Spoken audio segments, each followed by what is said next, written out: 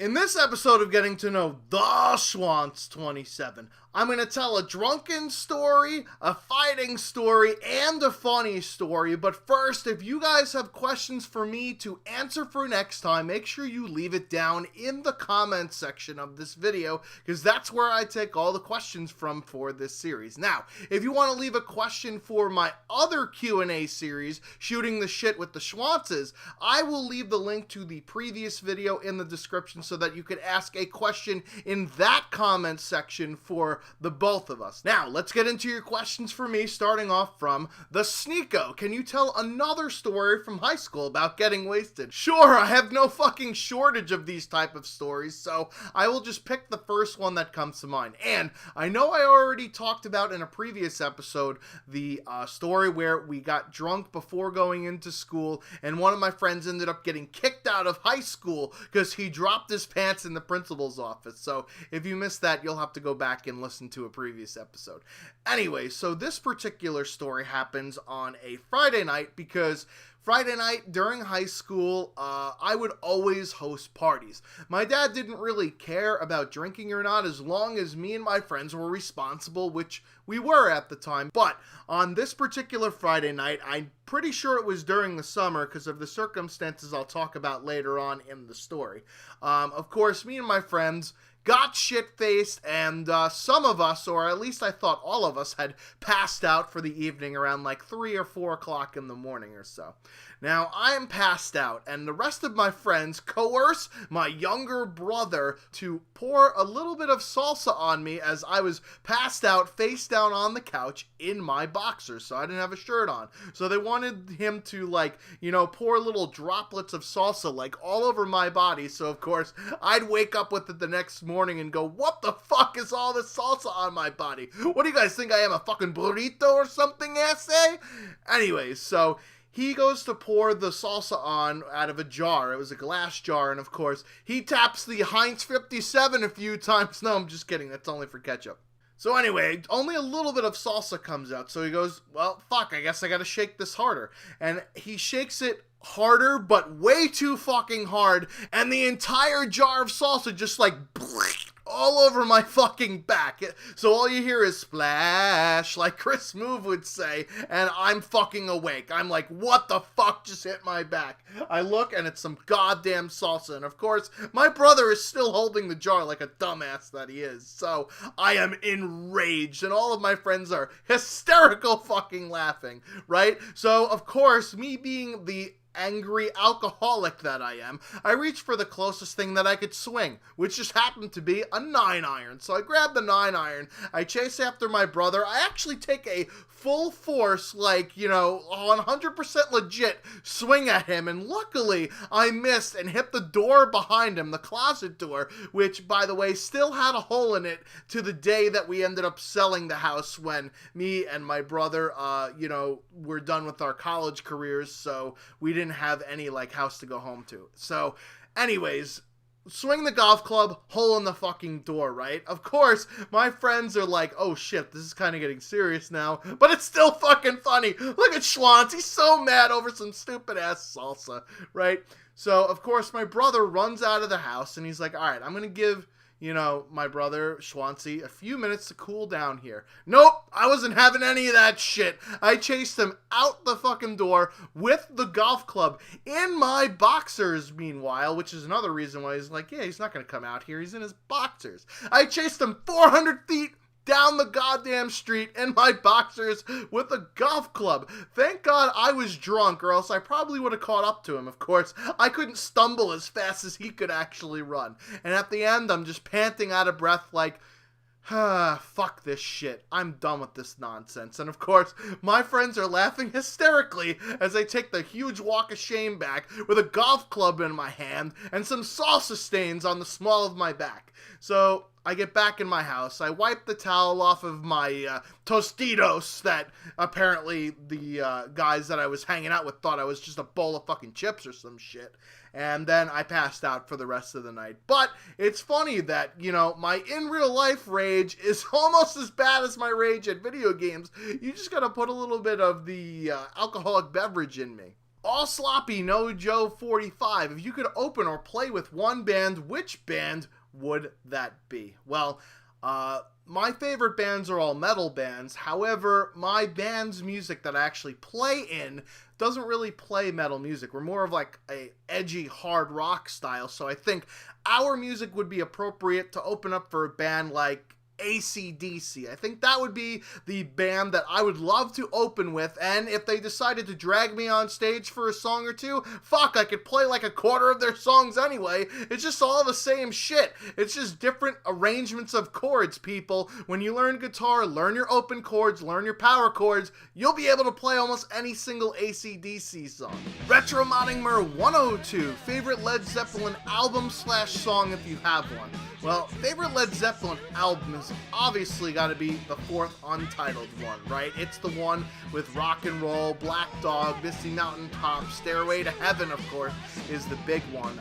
That album, all of the songs on that album are pretty fucking solid. But if I had to pick one song of theirs that I like the best, it would have to be this song off of Physical Graffiti called The Rover. If you've never heard this song, it's because they don't really play it on radio very often, but the guitar work is actually amazing. Here's the fucking problem with Jimmy Page, is that he loves to layer guitars, almost in fact, as much as Infinity Ward loves to put layers in the fucking maps of Call of Duty Ghosts.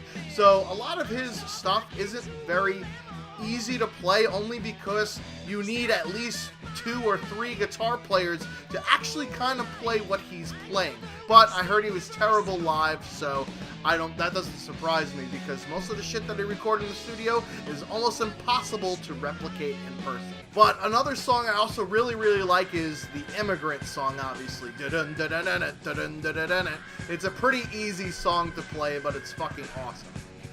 Billy Bedlam, do you love making music? Yes, making music is something amazing. Doing creative things, which is what I do on YouTube, it's more of like in a video style creativity, whereas music, it's kind of a audio and artistic style. I love making music, and I love being in a band. The problem with being in a band isn't making of the music, right? Me and the people in the band, when we get together, we make music all the fucking time. Creating something new and something from like a jam and something just from even a little riff or a note or a drum beat or like a vocal cadence is amazing. To see how it transforms from that tiny little thing into a giant, huge, one cohesive song.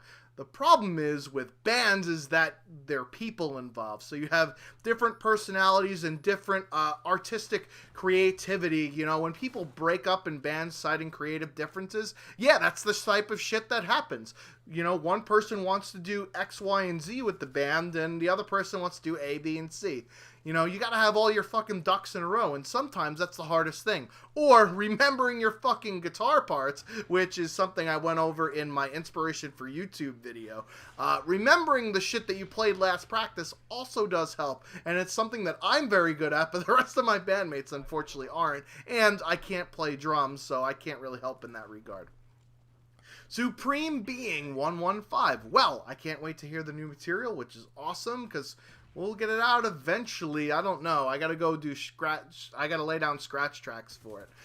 Have I ever been in a fist fight? I've been in a few fist fights. There was this one time, however, of course, it was a drunken bar fight where actually we weren't even in the fucking bar and we got into a fight. So I'll set the scene here. We are waiting online to get into this place, right? And one of my best friends, one of my groomsmen at my wedding, he was dating this girl from another town when we lived on Long Island, and he actually noticed the girl that he was dating, one of her friends online at the bar in front of him. So he's like, oh, sweet, this is awesome, dude. Hey, how you doing? Blah, blah, blah.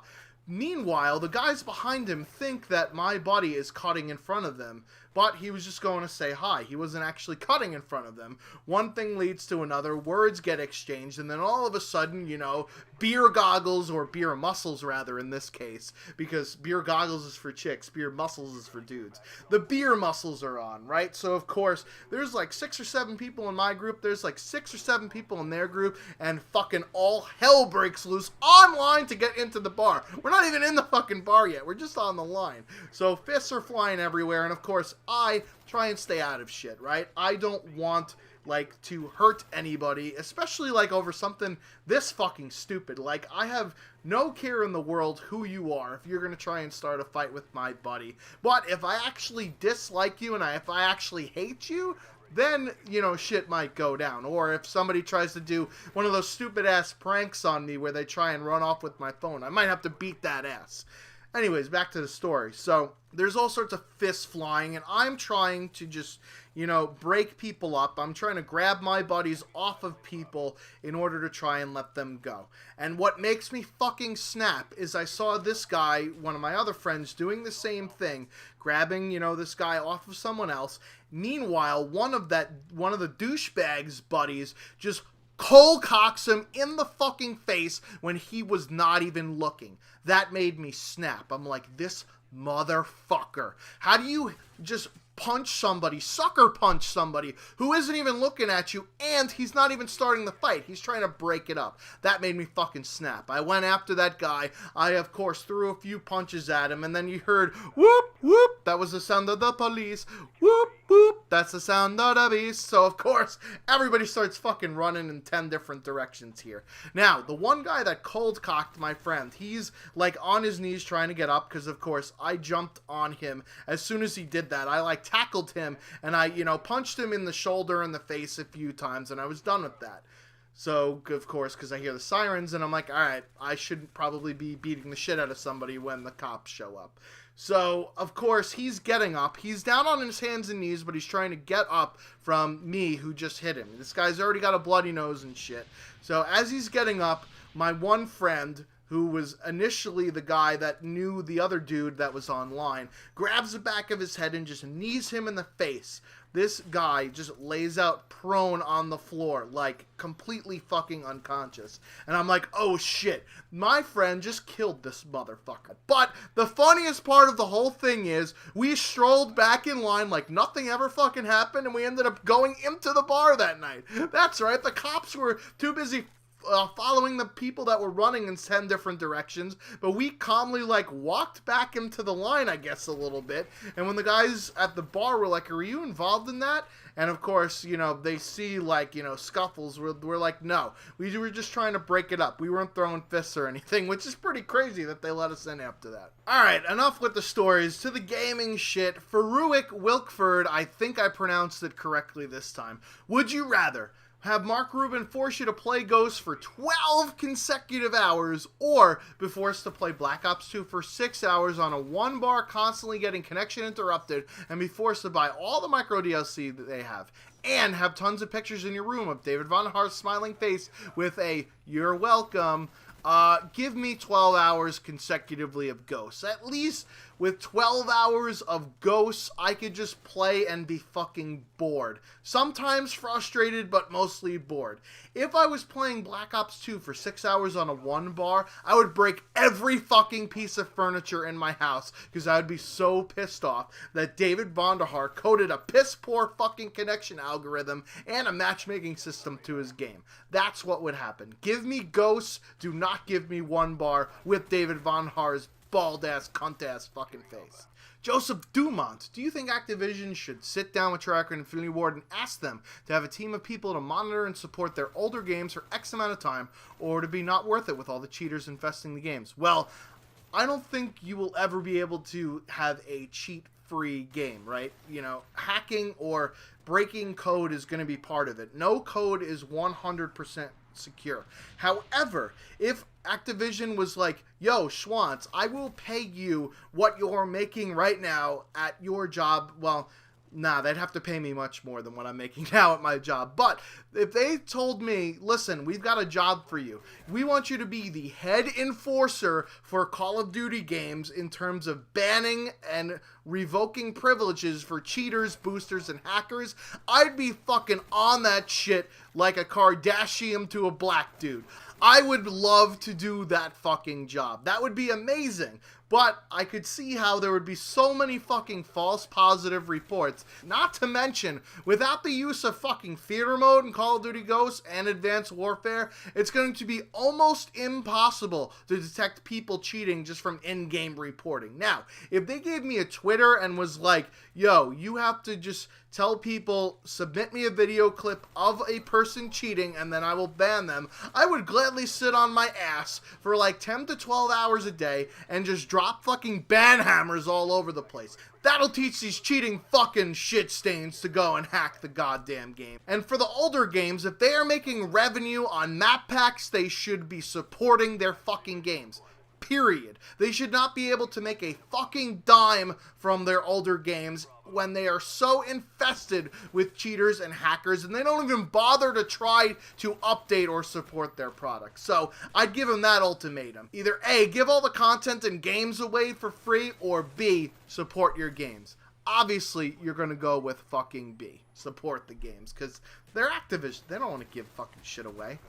Blowed by Xbox, will you do a playing with sub series or something like that? Well, I already post a lot of videos on my channel, you know, that involve my subscribers. I have a playing with friends and sub series, which I haven't done in a while. But that's mainly because, you know, I haven't had really anything that interesting for that particular series. It's kind of like a receptacle for like the videos that I have that aren't really categorized, but when I'm playing with, you know, other people. I also have been uploading fun custom games from my live stream. I haven't done it at all recently because, to be honest with you, the custom games in Call of Duty Ghosts are fucking awful, and I just haven't been playing Black Ops 2 at all. I only played Black Ops 2 to do challenges with Overpowered. We do a crappy class clan challenge kind of series, and I haven't really played it at all, but I will always play with subscribers in my live stream if they want me to. You know, I haven't been live streaming lately either because I've been extremely busy with personal stuff and at work. I don't think I've streamed in over 2 months, maybe. That's, you know, we'll have to rectify that situation. But I will be trying at least to do custom games and things like that on Advanced Warfare. If it's good enough, I'll keep it. GovHQ, will you ever play Five Nights at Freddy's on your channel? I'd love to see your reactions to it. I'm not much of a, like, scary game type of person. I have played White Noise Online, and I've uploaded a couple of videos on this channel about it. Yeah, it didn't get very good views or very good ratings, so it was something that I didn't think people wanted to see. Plus, you know, playing games like that is just not my thing. Any games that are not FPS related that I do play, so for example, like Battle Blocks Theater was free on Xbox 360 for gold a couple of months ago, and me and my buddies at the Crew XBL played a few games of it, so that's where I would upload it to, the Crew XBL channel. This channel is mostly for FPS type of games that I enjoy. Alan asks, what are the details about the next Be a Randy tournament? When? What game? Well, I hosted a Call of Duty Ghosts tournament, and it went pretty well. However, Call of Duty Ghosts is a terrible game for competitive. It is just, the Codcaster feature fucking sucks. The competitive, like, esports, like, it's just, Ghost is just an awful game, and nobody really wanted to play it, and I only had it on the Xbox One, so there wasn't very many people involved with it. If Advanced Warfare is better with competitive and more people play it, then of course, I will do a competitive tournament with Call of Duty Advanced Warfare, but I'm not going to go back to older games and do competitive tournaments with it. Hosting tournaments is a lot of work, believe it or not. You have to sit there for 10 to 12 hours consecutively on a live stream and talk the whole time. It's not as easy as it sounds, but I will definitely do it, but definitely not until Advanced Warfare. And if Advanced Warfare is good for competitive, probably not until, late December or January anyway, when people, kind of get acclimated to what the competitive aspect of the game will be. Damon, Schwantz, what sort of programming do you do? I do operating system programming for the ZOS mainframe at IBM. Basically, it's like programming Windows functionality or Linux functionality for those of you that don't use Windows, or whatever the Mac OS is now, whatever fucking cat it's up to. Leopard, snow leopard, lion, cheetah, hyena. Hyena's not a fucking cat. Anyway, so yeah, that's basically what I do. And I program in a language that is unique to IBM.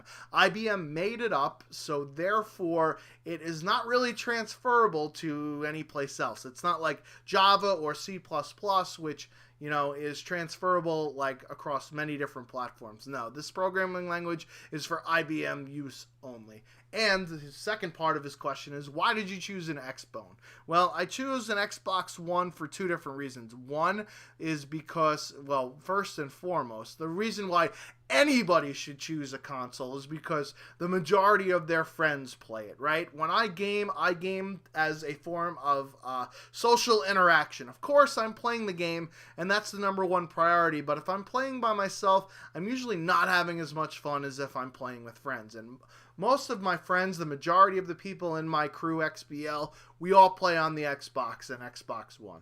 Now, the second reason why, which doesn't actually apply, although I think it's funny now that I say it, is the user interface. I was used to it on the Xbox 360. Well, they fucking completely changed it and made it like absolute shite on the Xbox One, but at least I was sort of used to it, or at least I thought that would be a good reason to have it instead of trying to acclimate myself to the PlayStation interface or the Sony interface. Big Tempa, what is one of your funniest childhood memory? Now, this sentence is worded very poorly, but I'm going to tell you a funny childhood memory of mine. I used to play baseball pretty competitively. I also used to be a prankster on the baseball team, and this one time, this one kid was pitching, and he was having himself actually a pretty decent game. So what I did, being the asshole that I am, right, I used to play third base, so of course, like, I'm getting ready over by the dugout, talking to him, about pitching locations, about tendencies I've seen in other batters and what's going on. I am chewing a huge stick of gum, right? So what I do is I blow a bubble and I seal the bubble at the bottom. So there's a big ass bubble, sealed it at the bottom with my tongue, so it's kind of got like a flap almost, right? So when the pitcher looks another way, I take the bubble out of my mouth and I place it on top of his hat so that this way the flappy gummy part is stuck to the top of his hat, but the fucking bubble is still on there. Now, this is fucking hysterical, and everybody starts like snickering, and shit like that. However, he doesn't notice it at first, and then the inning is over, and he goes out to the fucking mound in front of the entire, well, not the entire school, but in front of most of the school, plus the other team, and he's warming up on the mound, and the fucking bubble is still on top of his hat. Everybody in the dugout is dying laughing, watching this fucking guy with a piece of bubble gum stuck to the top of his hat with a gigantic bubble on top. Now, of course, the umpire is playing along with the gag until the first batter steps up and he goes, "Son, you got something on your cap." So he takes it off and sees the bubble. He is fucking flustered. He is so pissed off. Everybody is fucking laughing, and he gives me the death stare. But it was way too fucking funny to have that shit let go. APAGs, fuck, marry, kill. Coach Topher, dog, and tree. Well, you guys have never ever seen Coach Topher, probably. You know that guy that's on all of his thumbnails and shit? Hint, hint, wink, wink. It's not actually him.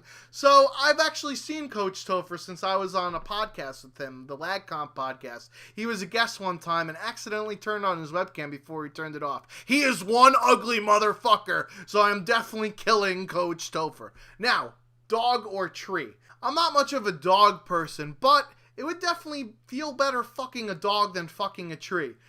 I don't know how that makes any sense to me or how I just rationalized it, but let's just go with it. I'm fucking the dog, and I am going to marry the tree, because the tree will definitely outlive me. Wait a second, maybe this is a bad idea. If a tree can live to be, you know, hundreds and hundreds of years old, then it's going to get all of my fucking money when I die. Alright, change that. I'm going to switch it up. I'm going to marry the dog, because the dog's definitely going to die before I die. So this way I could marry something else other than a dog. And I will fuck the tree, even though it's kind of weird to fuck a tree. But I'll somehow make it work. Wood inside of wood. Anyway, moving onwards. Apex has another question here. Would you rather play hockey professionally or baseball professionally? Note, your contact is the same for both. I think he means contract here, although I could see why he would say contact, because I would much rather play baseball professionally, right? I know it is a gruelingly long season of 162 games, but you're not being banged up and you're not being fucking hit around like you are in hockey. Are you kidding me? If I had to take fucking checks for 82 goddamn games a year, fuck that shit. I'm playing baseball. Plus, I'm not that good of a fucking ice skater. I could skate into walls. I can't even really stop. Whereas baseball, I at least know what the fuck I'm doing. I never played hockey when I was younger, whereas I played baseball. So I at least know what the fuck I'm doing with baseball. Keeping in the theme of baseball, J Sugar 01. Do you think the Mets will be a contender next year, like they are highly anticipated to be with returning and emerging stars like Harvey and Murphy? Fuck no, the Mets are terrible. Who's their owner? Will Pons. Exactly. That's why they are going to suck next year. They will make terrible fucking decisions. Chris Young, Granderson. They will make terrible decisions that will bite them in the ass. Who knows if Matt Harvey's going to be even good? Most players the first year after Tommy John surgery are still going to be adjusting to what the fuck's going on. They'll be extremely inconsistent, having their good days and bad days, and he's definitely going to be on an innings cap. Not to mention, Bartolo Colon, I'm pretty sure, is fucking out of there. Zach Wheeler is pretty goddamn good. So is Jonathan Neese. Dylan G is meh. And Jacob deGrom, let me tell you, he's good now, but the second or third time through the league, he's going to get fucking lit up like a Christmas tree. Let me tell you. The only reason why he did so good this year is because hitters have not yet known how to fucking handle him. They have an entire winter to study tape on his ins and outs, his tendencies, what he likes to do. So definitely not going to be a cakewalk this time around for deGrom. So their pitching isn't as good as you think it is, and the rest of their team is fucking terrible. I mean, other than David Wright and David Murphy, you got a bunch of fucking nobodies. Lucas Duda? More like Lucas fucking Dutta. And Ruben Tejada is horrible at shortstop. Plus, their bullpen melts down like fucking Fukushima. They're horrible. They're not going to beat the Nats. They're certainly not better than Atlanta. They're third place again at best. No. Mets, no. Sorry, Mets fans, not going to happen. Ricardo Munoz. I honestly didn't think you watch wrestling. I don't really watch wrestling anymore. I haven't watched it since the days of WCW. And what is your favorite wrestler? This should be who is my favorite wrestler. And I could go with a lot of different guys here, but my favorite wrestler of all time is Bret the Hitman Hart. The best there is, the best there was, and the best there ever will be. I actually got handed shades one time. You know how he used to like take off the shades and give it to like a little kid? I was that fucking little kid one time. Bret the Hitman Hart handed me his shades. I have no idea where they are, unfortunately, which is quite annoying, although my brother might have them, because my brother is an amateur wrestler, so he might actually have them. I hope he does. But anyways, Bret the Hitman Hart was a great wrestler. Not only could he execute moves very well, he was a very good speaker, and he could also take a bumper 3, which is something I mentioned last time, which is why I don't like Stone Cold Steve Austin, is because he's a horrible actual wrestler with his technique. He's a good rah-rah shish kumbah kind of guy. Terrible wrestler. And lastly, no one cares about Katie. Whenever I go back to New York to visit, would you be willing to hang out and maybe get a beer or two? My treat. No, fam, it would be my treat. We'll use my YouTube money to go out for drinking on the town or two. Yeah, we could definitely meet up. And I'm not opposed to meeting up with subscribers, but I think like a fan meetup would be incredibly awkward for everybody involved, right? I know that I am an extremely social guy, but what is there going to be to talk about other than, like, my videos, which is kind of weird for me to talk about in public anyway. But We can make it work. I'm not going to say never. So anyways, that's going to do it for the questions for this time. If you've got a question for me, leave it down in the comments section. This has been Getting to Know the Schwantz 27. And I'm out just like 3 strikes at a baseball game. I mean, we talked about baseball enough in this fucking video anyway. Until next time.